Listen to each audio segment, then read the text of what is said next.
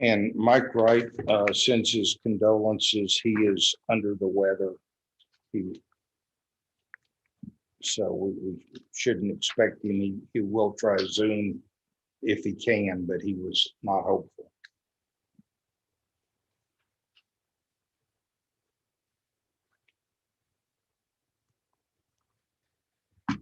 Okay, I've got 9 o'clock. It's being 9 o'clock Monday, April 26th, Mills County Commissioners Court is, I'm sorry, it's not. It's May 10th is in session.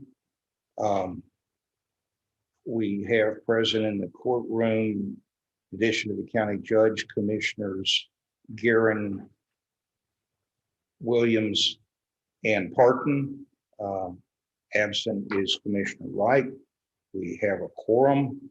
Also present in the courtroom is County Attorney General Payable, County Treasurer Summer Campbell, Deputy County Clerk Joy Noel, and we have also in the courtroom Lynette and Don Burnett of the County Historical Commission, and I'm sorry I can't see who's Jed Johnson and is here also.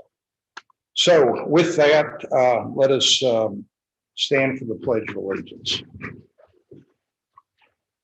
I pledge allegiance to the flag of the United States of America and to the republic for which it stands, one nation, under God, indivisible, with liberty and justice for all. Commissioner Williams, would you lead us in prayer? Dear Heavenly Father, thank you for this day that you have granted us. Thank you for this county that we love so much.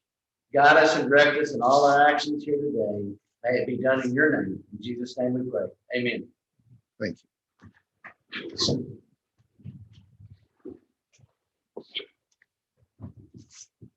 The next item on the agenda is the minutes of April 26th. Commissioners had an opportunity to review them. Any comments or corrections? If not, would entertain a motion. I'll move we accept them. There's no corrections as presented.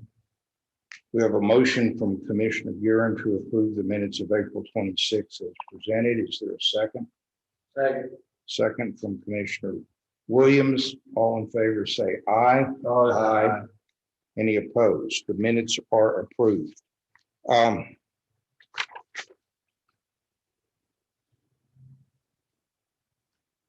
So in the interest of spending as little time as possible in a warm room, let's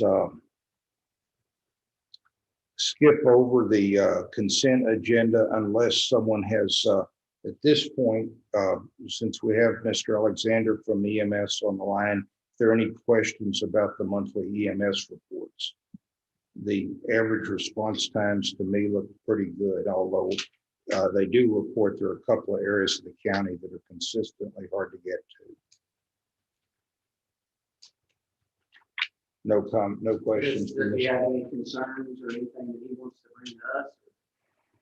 Mr. Alexander, did you hear Commissioner Williams? No, sir, I couldn't understand him. Okay, his question was, do you or the EMS group have any questions or concerns you want to raise to the commissioner's court? No, sir, I don't. Everything's looking good. I wanted to point out one thing on the call. It shows in the city of Galway, where it was around the 28th of April. It shows it took an extraordinary long period of time to get to a call. How the report works, it's based on a per truck for whatever time it took that truck to get to the scene. And on that one particular day, it was we had 3 calls basically at once. 2 of the calls were at the same house where 2 men fell off of a roof. When the call came in, they told us about 1 man fell off the roof of a house. Right after that happened, there's another call in town, and the second ambulance took it. When the first ambulance got to the fall where the man fell off the roof of the house. Turned out there was two patients there where both of them fell off the roof. And so the second ambulance took a long period of time getting there because it was on its way back from Brownwood. So there was actually an ambulance on scene treating both patients. They just couldn't transport them, and it took a little while for a second truck to get there to transport them. That's why it shows an extra long period of time for that one call in town.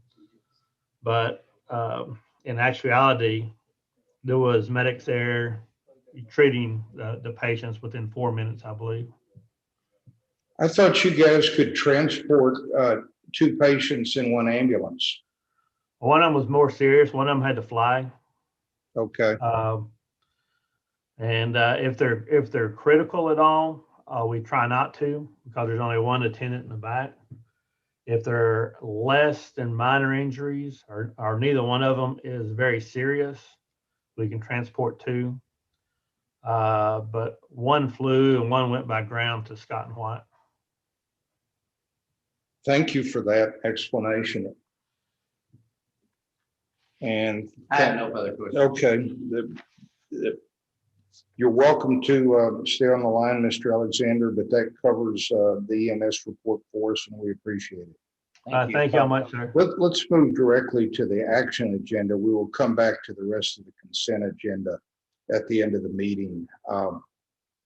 Number 4, let's see, consider an act on Taylor Power Systems generator. Commissioner Williams, this is your item. Yes, I was wanting to have an open discussion on how we want to disperse and getting rid of this. We, last Commissioners Court, we put it on the agenda and approved it to be as a surplus item. And so now we need to decide what our parameters are to get rid of it. Do we want to do silent bids? Do we want to take it to a local auction house, or do we want to go online and do it like a gov deal type thing and open it up to further bid, a bigger area? Cowboy Love does do internet sales, so I don't know how, I'm sure he's very big now. So, I mean, out here at Live Oak Auctions. So, I mean, that's still an option. There is 2 interested parties at this time. I think a third one is backed out. They're just waiting on to see what we're going to do and how we're going to do the auction part of it, or to get rid of it. Did the manufacturer come and take a look? They never did come look at it, but they're one of them that is wanting to buy it back. Okay. He never gave you a price. Never gave us a price. I think that's because they're interested in buying it back. What's the pleasure of the court? I would say if there's people looking at it, as it's taken out to a public auction, you're gonna have to pay the commission on it. And depending on whether they get on the online sale out there, whether they do better. I would still bid if there's more than one person. I don't know how sealed bid works. Gerald, do you know? I mean, we did it one time with when Kirk was here, but I don't remember ever doing it other than that. Legal requirements are you run a newspaper that offering the property for sale. Conditions of terms, sale or laid out in the newspaper article, you have a deadline. Receive the sealed bid, when the deadline comes, sealed bid, either accept one or not locked in that. That's the process. In that notification, like to the newspaper, do you put on there, we'll take the lowest bid, or do you have to put those parameters on there, or is it just still up to you? Set whatever conditions, terms that you're offering the property for sale for. You want to set a minimum bid you can, but you don't necessarily have to take any of the bids. If you don't like it, we're not going to take it. So we can route, even if we do sealed bids, like what Dale's thinking, if we don't like it, we can go to public auction after that. My 2 cents is that large generators are in demand across Texas and maybe nationally. So the bigger the net we can throw, the better price we're going to get. The trouble that I see with sealed bids, if we advertise it in the Goldthwait paper, we have no visibility out of the county, and so you're going to not pick up a lot of potential buyers. If you advertise it more broadly, like every major city in the state, we're talking fairly substantial advertising costs. And for those reasons, going with a national or regional online auction seems to me the way you reach those people without incurring the cost for a sale that may or may not make. That's, let me throw in here, the legal minimum is advertising in local newspaper. You can do all sorts of advertising. yes.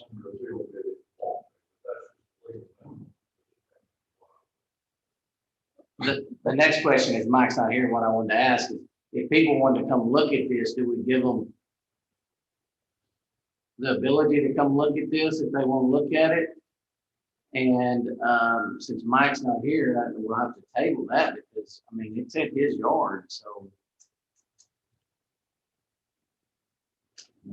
I don't know.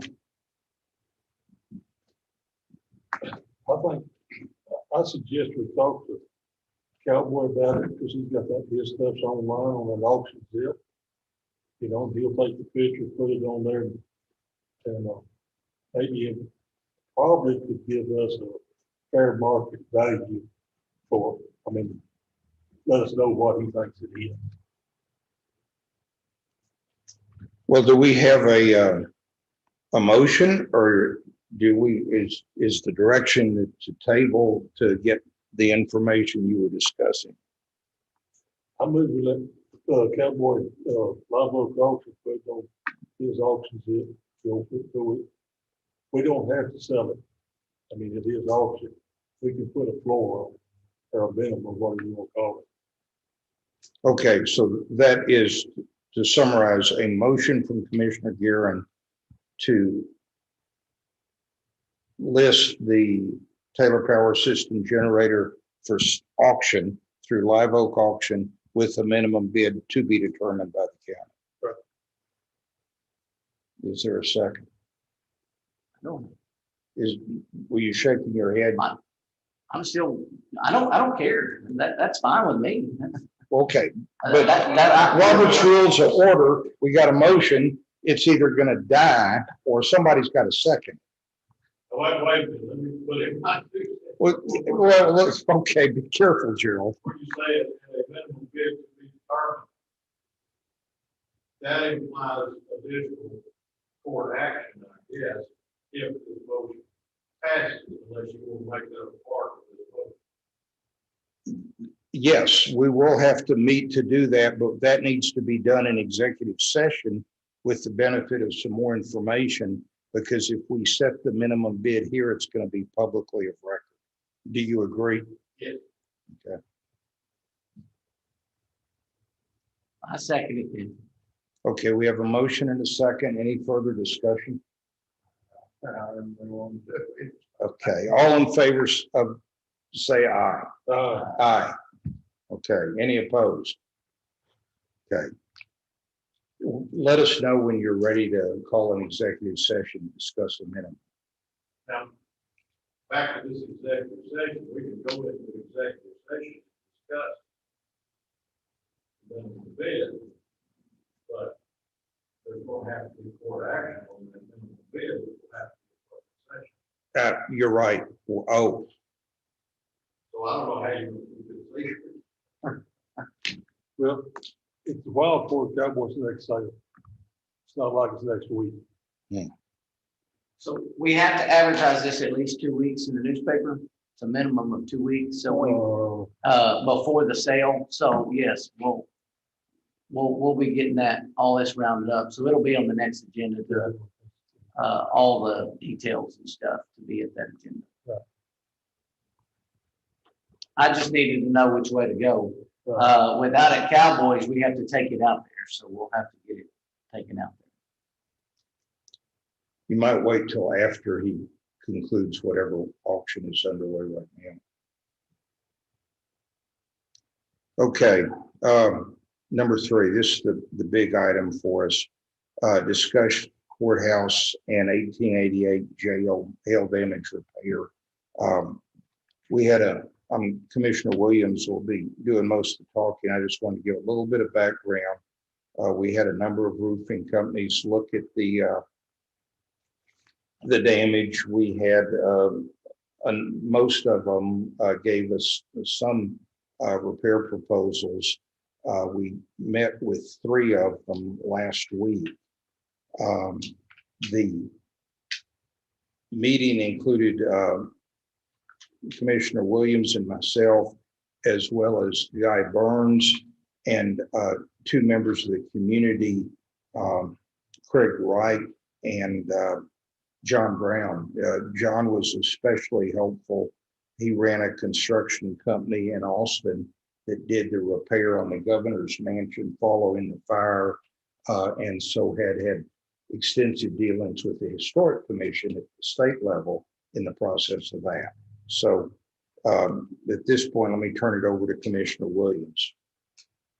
Okay, so in front of you, you'll see that there is, I put it with the Clark Roofing book there that's in front of you. The 3 that it kind of just summarized of what we discussed.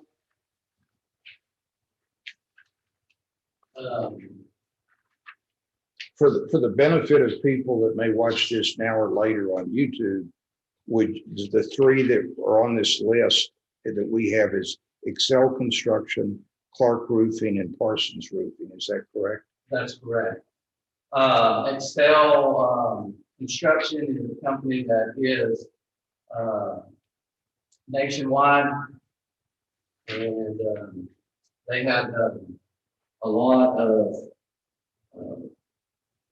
brochures and stuff on what they've done nationwide, but not necessarily around here. As you can kind of look, the existing roof right now on the courthouse and partially on the historical jail is a TPO type roof. And the old jail also has composite shingles on it as well. And as you can go through that, Parson Roofing was the one with Duralast. It's a different structure. Basically, you measure it and they bring it out and they put it up there. So it's kind of like a roof in a box. That's a broad explanation there. So it's a little different. It has really good long journey, lasts a long time. Your middle school has got that on it. You filled out on middle school roof. That's the one that you can see. The TPO, so basically the roof right now has a double layer. Okay, you'll see that, that's the foam insulation. That's up there right now. So anytime there's a joint, they have to, on 6-inch centers, you have to cut all these, and so nothing can, it all has to be overlapped. If you understand what I'm saying, you got the deal. It can't just go right over the top of it like a basket. It's got to be on 6-inch. It's really, so that makes it a little bit confusing. I'll pass around here some of the TPO that's actually up there. What's up there now is an 60 mil, and the 2 companies that did the TPO bid was 80 mils, so that's a thicker product. So then you have this up there, and then this harder board goes on top of that, and then that fastens to that. All of them but one company decided that they would take the whole roof off and put a new roof on. And so that helped us. That was one of the other reasons we went with not using, Parsons roofing, I guess you could say, take that out. The other big thing is, two companies, Excel and Parson, also wanted 50% down instead of waiting until it's all over. Then the other, I guess the big question is the most expensive thing is the copper edging around the side of the roof. When you started adding up all the numbers, altogether, and before this, Clark's Roofing was in the middle or toward the higher end, and after we got and added up all their figures that they brought to us, Clark Roofing was toward, he wasn't on the bottom, but he was toward the bottom. Excuse me, toward the bottom. And on the copper, though, he is not, he's recommending it instead of a 16 gauge, which is up there now, a 20 gauge around the top edge. So they don't have to replace the whole copper, it's just the top piece on top. And pull it off, redo it, and put that back on. And we will get all that copper. All three businesses said that you can get the copper tires to what we want to do. To take it in and get our money back from it from salvage. And I'm guessing, Gerald, does that have to be declared that copper as a surplus? If we're going to take that copper, that leftover copper for resale, we have to declare that, correct? That would be salvage. So again, that'll come up for us. So our overall committee is bringing towards you today Clark Roofing. Clark Roofing has a lot of experience in this roof, which is another big plus for us. They were very professional in their interview. They answered all our questions, and again, you have their book in front of you, and you have the different 80 meals there. So what we're bringing to you, the only thing they're going to do different instead of doing this, where there's two different layers, they're doing one thick layer. I mean, it's the same depth, but it's going to be one piece that's this thick, and then this on top. Now with the 80 mil, there's some hail warranty now, Yes, like there's a 30-year, 3-inch cable warranty. So anything above 3 inches. One of the businesses told us that the warranty's null and void unless we get up there and wash every year the roof. and they inspect. And then they inspect it. Well, we never had up there to wash a roof before, so we were like, who's gonna do that? We were thinking that Jed would be perfect for that job, so. Yeah. That's not He could get up the stairs anyway. Clumsy as I am. The big question is that we need an answer on, well, let me back up. So what we're gonna do, and God's sitting in the courtroom right now, and he can vouch for what I'm gonna say that, our, insurance company wants us to bring them one name. So we're gonna bring them the name of Clark Roofing. And then the insurance is gonna deal with the pricing and all that with that company. Did I say that right, Judge? Yes, and that's why there's nothing here specifically to approve. What will come back for this is a number and a contract. And obviously that will require court action. Now, so there's really no number here to talk about this is what it's going to cost the county at this point. And there's no contract to say this is the way that the terms would look. Now, it's possible they'll negotiate with the insurance company and get something that's unacceptable, and we'll go back to square one. But that's why this is set up the way it is as a discussion, is to get to the insurance company to be able to nail down what's going to happen, how much. We have to send them a contractor to negotiate with. And So our contractor is the Texas Association of Counties and Risk Pool. Our insurance company. I mean, insurance. So our insurance. And so we don't want to, I guess it's maybe a lot like my personal home where you're trying to get everything you can out of your insurance on your hail damage. Because this is that ultimately is coming out of our pocket. Yeah, it's a risk pool, so. And so we want to make sure we're doing our due diligence, but we don't want to gouge anybody. Some things I want y'all to consider, be thinking about before this contract comes back to us. Is what do we want to do with the windows? Do we want to paint all the windows while they got scaffolding and different things up? Do we want to open all the windows so that Christmas lights can be worked on? Some of them are sealed, some of them aren't. The other thing that on the copper, Clark's Roofing is offering 20 gauge. Do we want to go back with the same stuff that it is, which would be 16 gauge? And we do not have to do some roof upgrades like the 3-inch foam. We can just go to 1-inch of the 1-inch foam doubled up. But until we know what the insurance will cover and what the cost is of some of those differences, I mean, we will come back with a recommendation on those things. Also, in our inspection of all this that come up, there is some water issues on the walls and damage on the walls. Interior. And some of those are several months old, not necessarily. And so through that discovery, we have some mold issues that we have to deal with here in the near future. All 3 contractors have offered to do that. They're all 3 in charge of doing the windows, replacing the windows. All 3 of them have offered to work on the areas inside the interior. And all 3 mentioned the experience with historical commission. And all 3 of them, and all 3 of them with tax. So, yes, sir. Didn't Clark do, excuse me, the old jail? He did the old jail.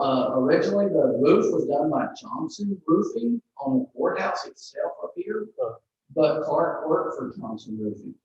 So the experience goes back even further than just, you know, was that 2013 when we moved to the courthouse, something like that. Maybe I don't remember when we moved back here, you know, 2010. So, but yes, Clark did, to answer your question, Clark did do the old jail, but the composite shingles are gone on it. And the hail went through this board. Y'all feel it's pretty heavy, and then went through the foam up on the roof. So it's all the way down to the concrete layer on the roof. Same thing over there on the old jail. So there's 22 total windows that are damaged. And so they're going to have all 3 of them. If you look on the windows, all 3 said they were going to sub out the window work. So, construction and contractors and how it works, and they provide who the stuff is going to be and what they need to run references, because this is where contractors is when they will not get the best stuff. well, I think that'll be dealt with the insurance and all that. Clark Roofing has their own sub to do windows. So he did make that on every job. Now, the other ones all have different ones. They just bid it out and go that direction. Now I say that they all have their in-house people that they bring over. They just do different. Excel, for example, they have masonry workers, they have window workers, they have framers. They were so big that they had workers everywhere, the way it sounded. So, but none around here. That's the only question I have, and it might be because of the historical factor. Copper is gonna be extremely expensive. Is that because it's another structure? That it has to be copper, or could you really be contacted? I don't know. I'm pretty sure it's in line. And since it's copper up there, you gotta go back to the bottom. Judge, you just sent out something that you got contacted by the historical commission. I don't, and we gotta sign a new contract or something with them or whatever that is. They're gonna come and inspect, right? Mhm. And so, Because I know the fascia that goes around, not at the top, is copper, and I figured that was just because it looks, and copper wasn't as expensive when this thing was built as it is now. I think it's 450 or something like that a band right now, so it's not way up there. But no, it is, the insurance is to go back and it's life chart, it's life issue. So, Some of the other things that were interesting, and it applies to all the contractors, is that this was seen as about a 7-day job once it stages and gets started. The other issue is that there is severe shortages of construction material, and they were estimating the backlog would be 4 to 6 weeks before the roofing material could even be on site to start that, week of work. So it's and something that we did learn that some of that's up there now has been glued or silicone, and everything nowadays is all welded. It's a plastic weld. So take this cone, for instance, this goes over the vent pipes, and they cut out whatever size they need. They'll follow me, and then they weld this to the base. And they gave us all kinds of samples and stuff if y'all want to take some afterwards to look at it. It's a cool box, and some of these are from this one company, some of them from other companies, but they're all the same. Is the 3-inch foam or styrofoam, is that just for our factor? Yes, sir. yes. Yes, sir. Just the way I understand it, it's just a cement seal, cement roof up there. Yeah, it is. It was explained as it's a 4-inch thick concrete deck. One company proposed to drill into the deck to fasten down their material, and that was one of the things we did not want to do. We don't need any We did ask concrete them, pouring on the deck. we didn't, maybe it was our bad, none of us understood it, but there is some cooling issues up there with water holding up there. And on a person's roofing, on the Duralast roof, we didn't quite understand how they were gonna get that cooling out of there because it's all one fabrication, you see what I'm saying? So we didn't know how they were gonna make sure that cooling didn't get out there. A lot of Duralast, I mean, it got there, you see them on flat roofs, but a lot of them aren't necessarily completely flat roofs. So. But anyway, so what we're bringing here today is we're bringing one name to you, and we're going to take Clark Roofing through this committee. We're giving it to the court here to take to our insurance people. And we'll be back with either a financial and a contractual proposal, or back to square one if we can't get something reasonable. But before we just move on, I wanted to invite either both Lynetta, who's the representative of the Historical Commission, if she has anything she'd like to say, or Guy Burns, our facilities manager, designated to the Historical Commission, if he has anything he'd like to say after all the work on this.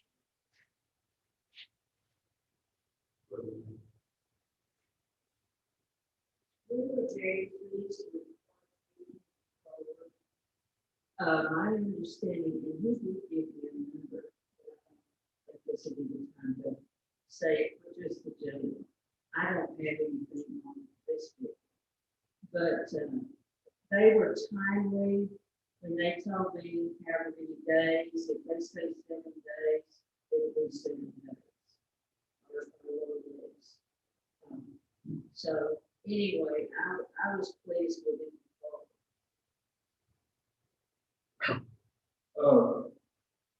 Clark Roofing, I would recommend them.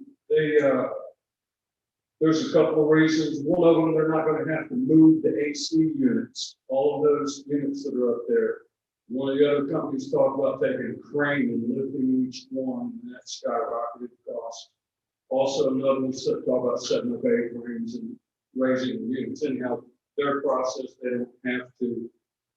Parsons wanted to cover the roof with another roof and leave the old one intact.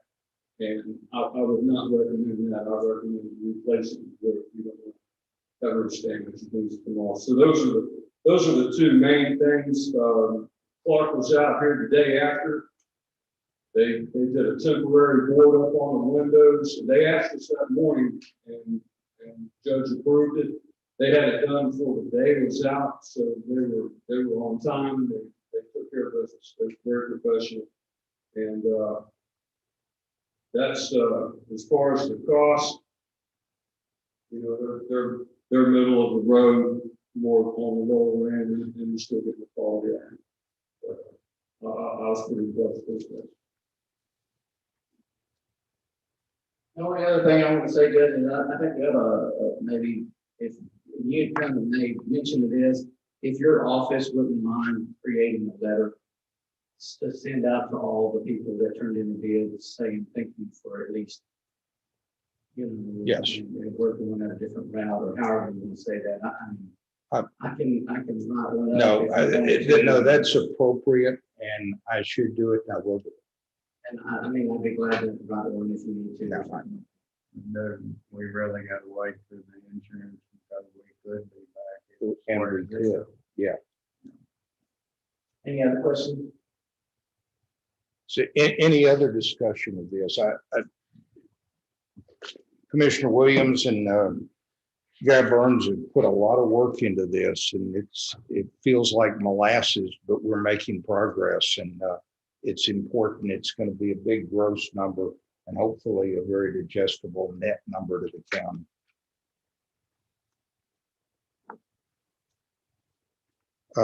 Okay, number 6, it's also discussion.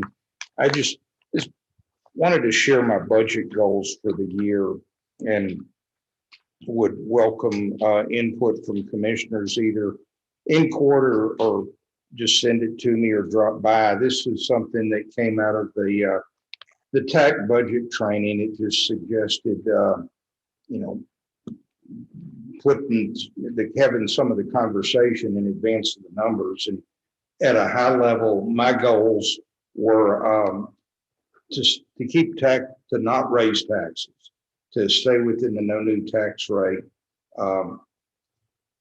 There's a concept we can talk about later, just the idea of setting the road and bridge tax to completely fund the precinct. So we just can focus on one tax number and then the precincts, and then the M&O rate funds everything else.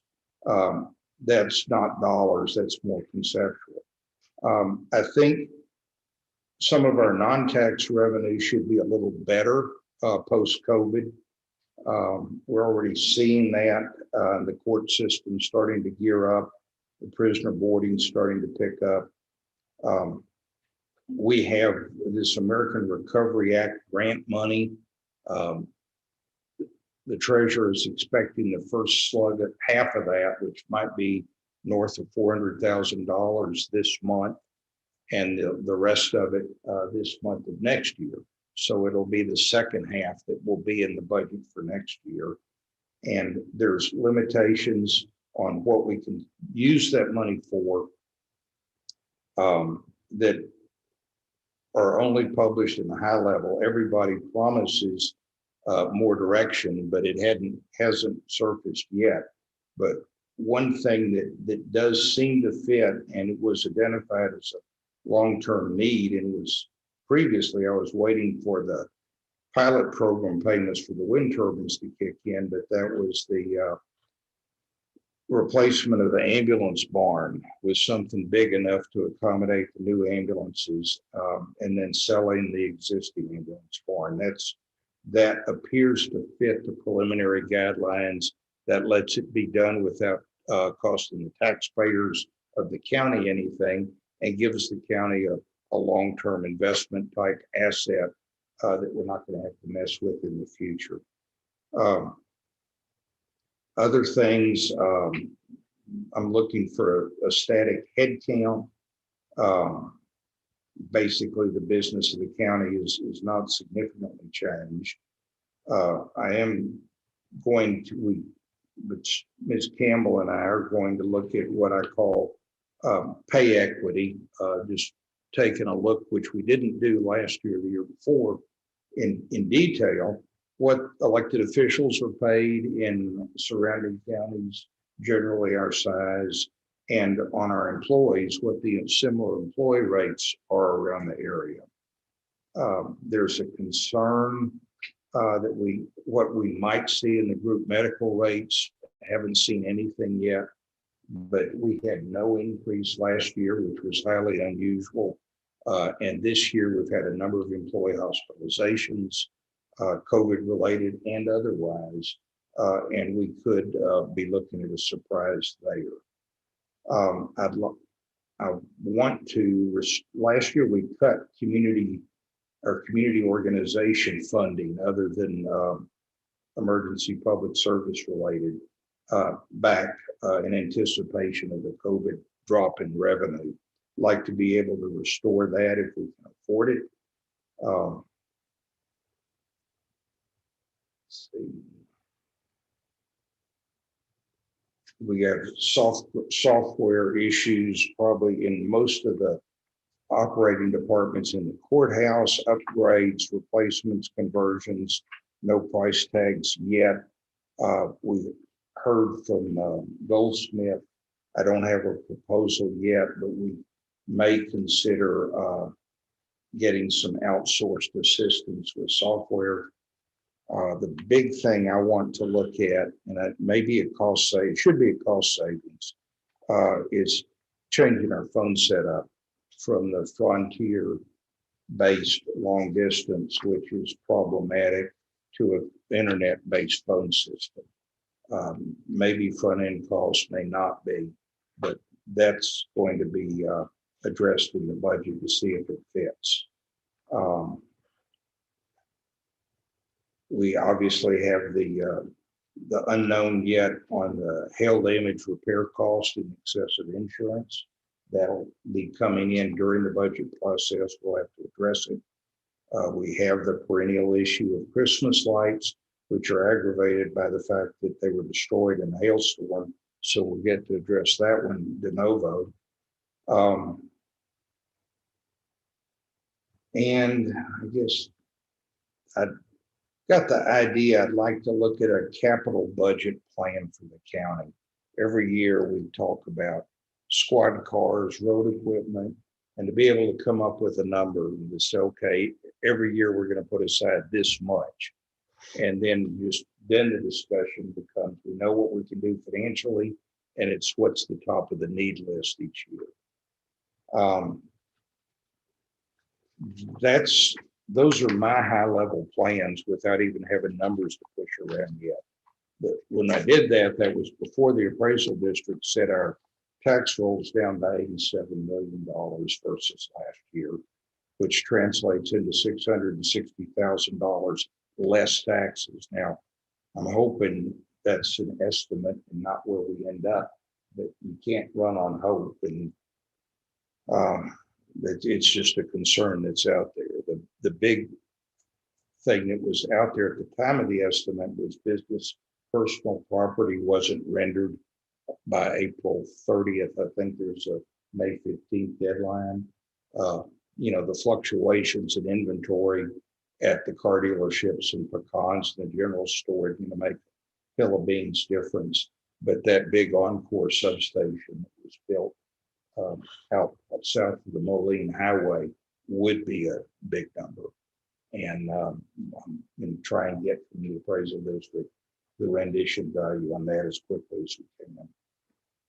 So those are my budget goals. We want to talk about it now. Anybody's got some thoughts, or I'll welcome individually or just send it in writing. on that rendering of property, you can look at the dealerships in town and there's no cars on them. You look at, a lot of people didn't buy stuff because of COVID last year. And so I don't see that coming up and helping us out at all. Well, I mean, the property rendition is as of, I think, January either 1st or 31st. So, but you're right. I mean, I've noticed that at the Polaris depot, there's not the vehicles there. A lot of those shortages are not tied to our local economy. Hmm. The courthouse is 3 months out if they order one today, if they can get. Well, you can't even get lawnmowers. Call No. Kirby Moore, you can't even get a lawnmower right. You can't get some, Rob, I visited with Rob the other day, Mercy, they can't get Polaris, Kawasaki forward. Hmm. They don't have one on lot, they're all sold. All the parts to make them are tied up at the port in San Francisco. And they can't ship them to the plant in Nebraska to put them together. So I mean, a lot of that's COVID caused, Yeah. administration caused, or whatever. I think the only thing we have a great influx coming into the county or into the state is illegal alien. Mr. Parkin, any words of wisdom? Very little. I guess that most of it is from stuff that like vehicles and products. It's not from taxable property that's causing the down. Yeah, I don't have enough information yet to tell you what caused that 87 million. I mean, some of it could be revaluation. Some of it is, I'm sure, is the depreciation schedules on the existing uniforms. Which that's just a good highlight of why we went to the pilot program for the next two. So we know what's coming in and we won't be dealing with the feast or famine fluctuations.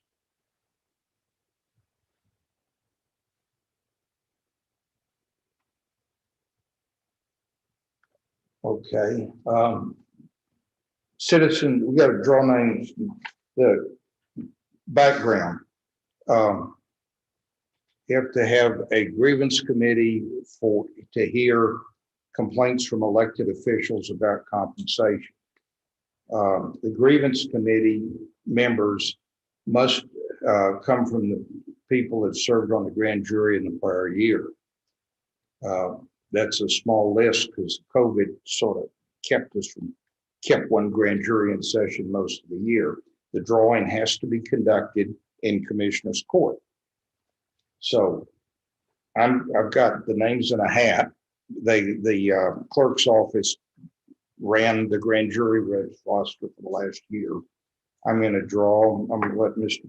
Park, Commissioner Park, hold the hat, draw and announce. I don't think how many we need.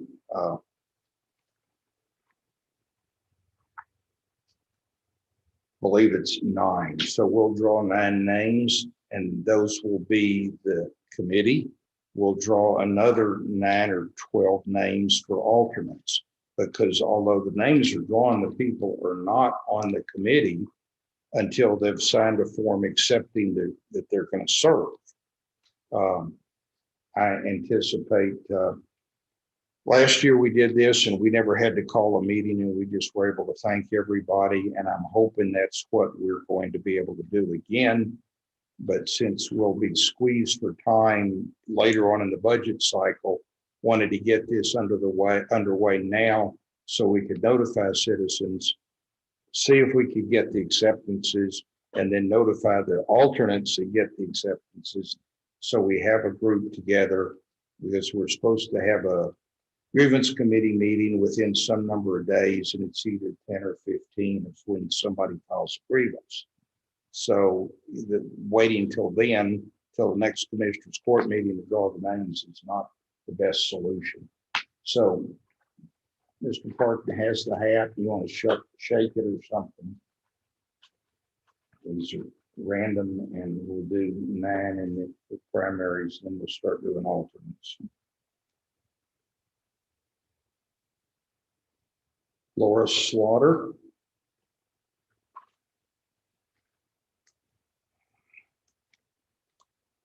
Marion Jones.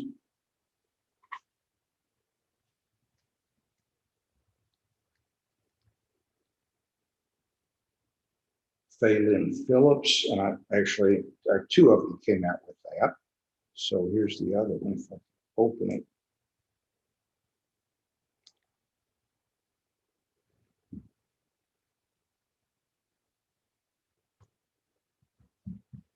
Gunzio Gallegos.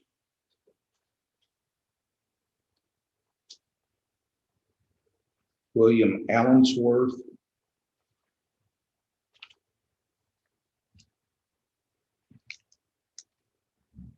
Got 2 that time too. Constance Sliger. Ann Rowland. Been on it before. 1, 2, 3, 4. Who was the last one? Ann Rowland. 3, 4, 5, 6, 7.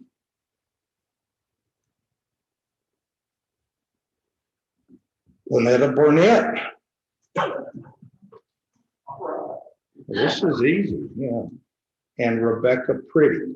So that is 1, 2, 3, 4, 5, 6, 7, 8, 9. So that's our primary. Now I'm going to draw alternates. And I'm doing them in order. Peggy Herbert. 2. Becky Long.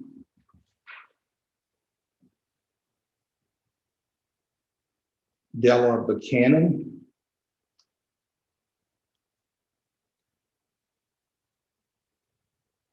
Gary Scott Hermsmeyer.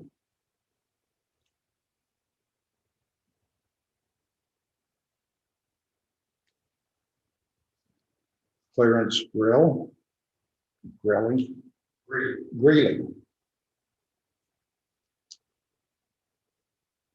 Stephen Fogel.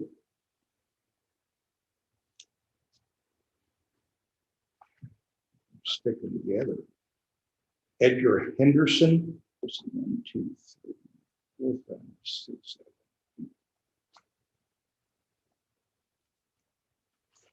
7. It's not sticking together. Shirley Nicholson. I mean, that's 8. That's 8. 1, 2, 3, 4, 5, 6, 7. I'm gonna do another. Wanda Allen. Okay. So that's our primary and our alternates. So that is drawn. We will send the notification and acceptance letters. That is the end of the action agenda. So we'll go back to the consent agenda.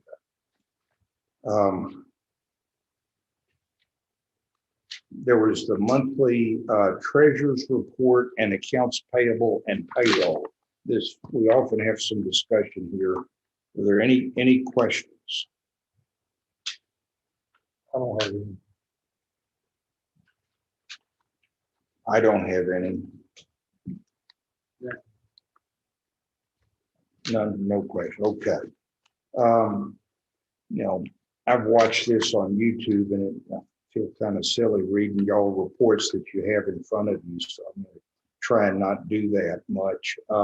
The MCAD report, we're a little over 97% collected for current year taxes.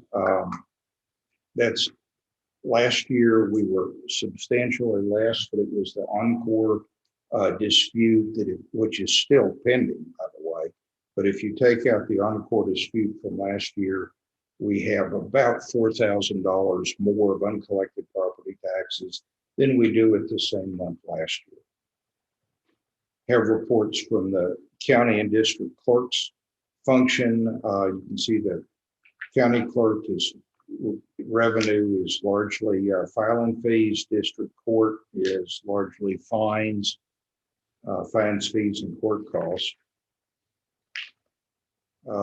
Tax assessor report from Lori King. There are two things there. There's the monthly collections, and then there is a one-time annual payment. That is the annual sales tax commission for Mills County for vehicles that are processed through the year. Comes from the comptroller's office, and it's an additional amount of approximately $43,000. Of the county extension report, it's primarily mileage to various events. Sheriff's office report, you can see the jail boarding, the prisoner boarding rates ticking up just from being in the jail. It's getting a different look post-COVID. There's the population's up. Justice of the Peace report, it's the 4 pages. It goes to the Office of Court Administration. There's a lot of cases there. I try and look at it by looking at the line for total new cases, then total dispositions in the end of the month. The end of the month or the beginning of the month backlog is always looks like a big number, but when you take it apart this month, you can see the dispositions are slightly in excess of the new cases. So, best we're breaking even there. And the 4th page of it down at the bottom shows the total gross collections, and then the amount of that the county retains. Find those numbers. The total collections are 20,500 rounding, and 13,387 of that was for the benefit of Mills County. Report from the county judge's office primarily is historical book sales, some senior center rentals, and septic application fees. The EMS report we covered, and then finally there's the veteran service report. It's a little shorter than usual, but I continue to get nothing but favorable feedback from veterans on service through Craig Wright. Any questions on any of the consent agenda, anything to discuss there? I make a motion that we approve the consent agenda. I'll second it. Motion from Commissioner Williams to approve the consent agenda. Second, Commissioner Guerin. All in favor, say aye. Aye. Okay, the consent agenda is approved. We're down to commissioners requesting reports. Let's start with Precinct 2, Commissioner Guerin. We've been grading some roads had some washouts for the last week's heavy rain. Had to close one for a couple of days because of high water. On the turbine deal, the big parts are going to start being delivered the 31st of this month, with the blade should be 2 weeks later than that. I checked. Cowboys next sale is June the 19th. So we've got time to work on that deal. I'd like to enter something for the record. I got here one last meeting, one before, we had an individual talking about the county need to work on the 575, the tear down road. Was that what Dwayne Rawson was talking about? Yeah. Yes, sir. That same day, I got an email from Jacob Perry. He's in charge of bridges in this district for the text dog. And he part of us. I want to let you know this bridge is an own system bridge, which falls into our responsibility and not the county. From reviewing the most recent inspection, the bridge is currently open and working at full load rating capacity, which means no load posting will be necessary for this bridge. And we did explain to people before, the County Commissioners Court has absolutely zero say so on TxDOT maintained roads. Am I correct, Mr. Saban? Correct. I told Gerald the other day, the easy way to remember that, if you get out of your vehicle and your feet hit dirt, you're probably on a county road. If it hits asphalt, you're on a state road. And the county doesn't have any say so over those roads. That's true in this county. Sir? That's true in this county. Yes, sir. That's it. Okay, thank you. Commissioner Parker, I had a good bit of water damage. could you either pull your mic forward or sit closer to it? We had a good bit of water damage in the Brady area. Still working on it yet. Got a little rain again, but 262, 10 horn was completely out. Had a little bridge damage on some county road bridges that were addressing. Holes in the bridges from water cutting under the bridges, washouts on the edge of the bridges. So, if we didn't have enough, then we got enough now. So, that's it. Commissioner Williams? Did a little blading on 416, 432, 433, 430. Some shredding work also on 508. Want to report that I was so happy that I didn't have it, and now I do, is I have a subdivision going up in my precinct. It's out there, Chad Anderson's old place. And so that gentleman is working on roads and all that stuff right now. So I sent him contact Gerald if he had any questions. And I gave him our website where the ordinance, where our subdivision ordinance is already in place, and then he also wanted 911 address is concerned, so I sent him to the call for that. Don't know if that'll continue or what, but I just wanted to mention that. Way I understand now there's one in every precinct now. So is that correct? Yeah. We had road hand trading on last Monday, a week ago. Everybody showed up really good. Guys got to talk and all that other stuff and visited. And so getting ready for the hot summer months. The last thing I wanted to mention is they're moving equipment in today. Don't know if they'll start on it today, but they're moving equipment to the swinging bridge today. All the supplies are in, and they're going to begin work on the swinging bridge today and hopefully be finished by Friday, in and out. Their scaffolding system is going off of the sides. How the heck did they do that? So, I don't know the next time they do like that. well, it's Gibson and Associates. It's a firm, but anyway, it ought to be interesting if y'all want to go out and watch how they're going to go off the side of that bridge. So, They usually stand around and look at it before. well, we've been going to get it done for 6 months. So, but anyway, that's what they told us. They were going to start Monday, the day. So I'm going out there. We were taking all the barricades, both the commissioner from San Saba and I were unchaining the road and stuff because we didn't know when they were going to get there first thing this morning to allow them to be able to get out there on the bridge. The barricades will still be there, but no chains will be there so they can move the bridges at their whim. Well, yeah, let's, I'll try and make a larger announcement, middle of the week, the Eagles, something like that. I thought about that. I didn't know if we wanted to make it this week, you know what I'm saying, an Eagle that it's open, but maybe put it on our website next week when we know they're finished, as Gerald said. Because it could be another week or two. Yeah, it's, but that's what they told us, and that's where they're supposed to be there. that's great news. Okay, I've got two things. One of them is jointly from Mike Wright and myself. We met Friday with the developers of a subdivision out.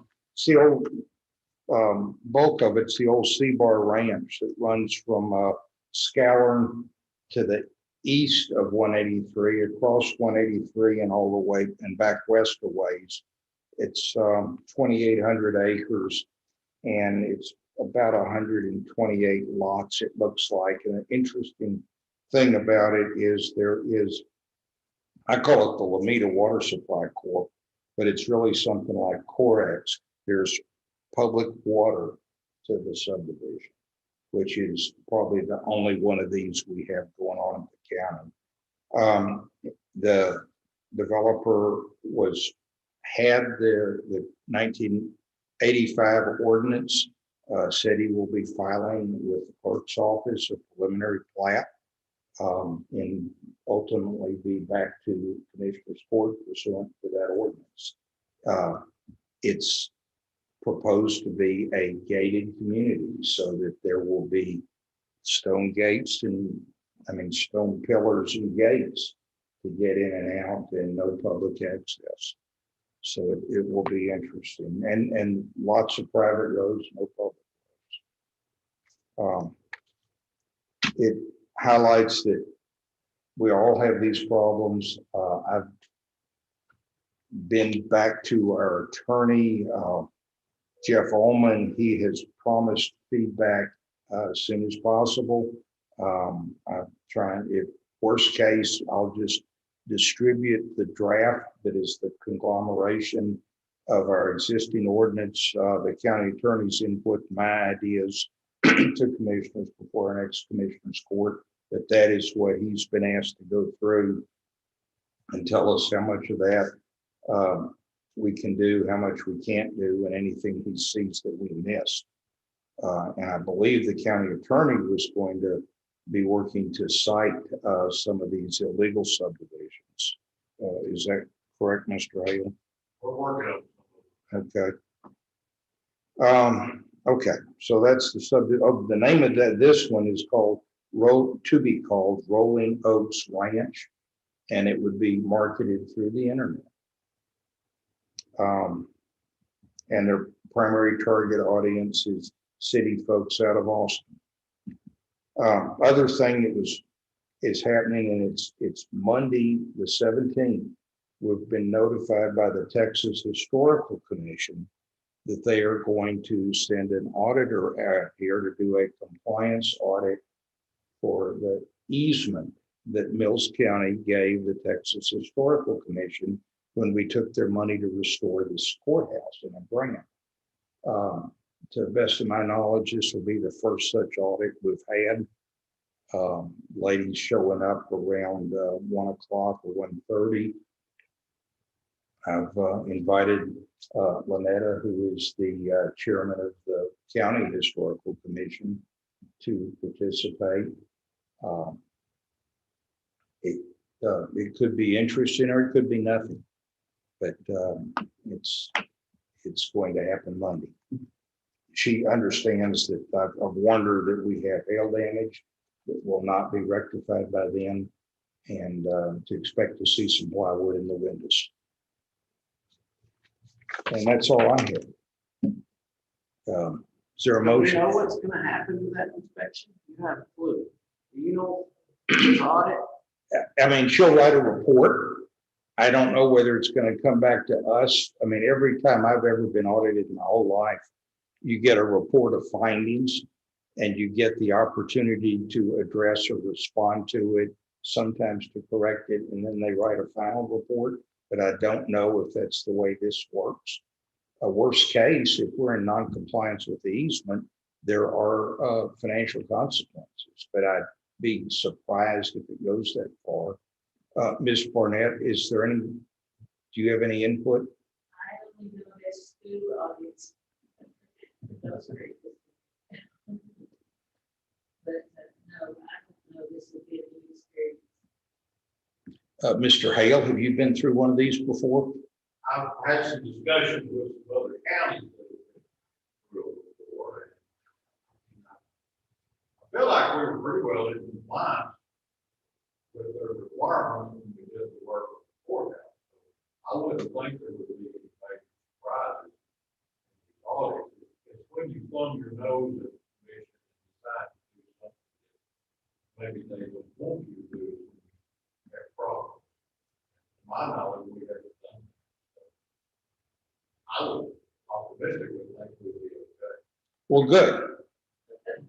I'll go with the county attorney on this. But they did, our school auditors had to find something to write down. So they Sure.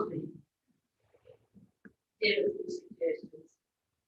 Yeah, well, I every audit, just to show they've done the work, there will be something.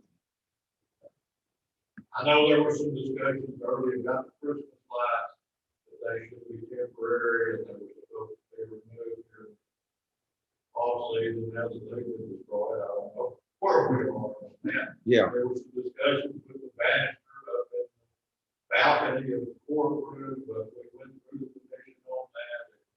They basically said we agree with some kind of can. So there really wasn't any problem with that. I'm really not aware of any problem. But like you said, in the audit, sometimes you have problems you didn't know you had. So Yeah. can I ask one question before we adjourn?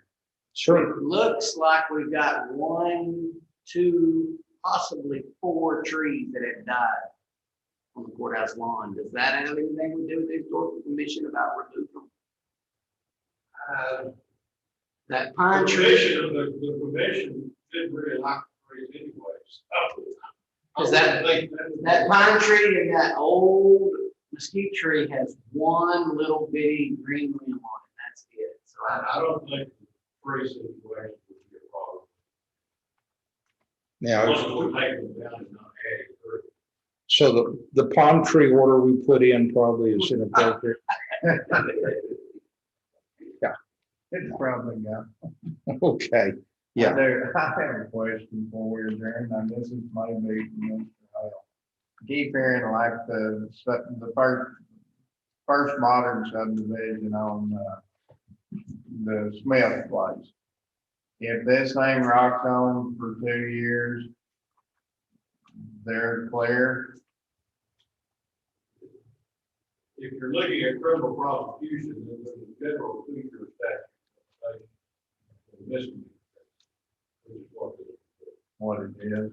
And so if they just kind of rock along here and let their 2-year time frame, then they're still an illegal subdivision, right? Well, there's that, but of course, the subdivider,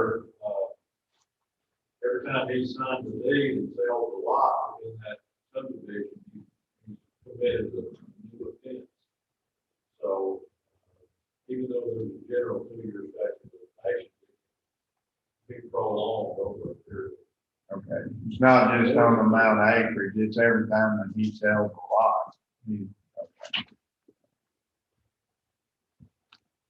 Okay, do we have a motion? So moved. We have a motion to adjourn. I'll second it. All in favor, say aye.